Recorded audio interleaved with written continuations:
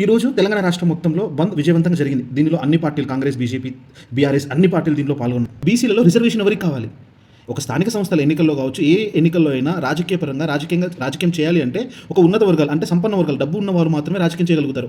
అదే బీసీల్లో వెనకబడిన వాళ్ళు కానీ, లేకపోతే ఆర్థికంగా వెనకబడిన వాళ్ళు కానీ ఎవరు రాజకీయం చేయలేరు. ఆ ఉద్దేశం ఏంటంటే ఒక మధ్యతరగతి కుటుంబం, ఒక వెనకబడి తగిన కుటుంబం వచ్చి రాజకీయం చేయగలగాలి. వాళ్ళు రాజకీయాలకు రావాలని మనం ప్రోత్సహించాలి. అలా ప్రోత్సహించాలి అంటే గవర్నమెంట్ ఏదైనా కన్స్ట్రక్టివ్ స్టెప్స్ తీసుకోవాలి. దానికి నా సూచన ఏంటి అంటే, మనం ఇప్పుడు ఒక గవర్నమెంట్ ఎగ్జామ్లో, ఒక కాంపిటేటివ్ ఎగ్జామ్లో మనం పాల్గొనాలి అంటే దాంట్లో క్రిమి లేయర్, నాన్ క్రిమి లేయర్ అని పెడతారు. అది రాజకీయాల్లో ఎందుకు వర్తించదు?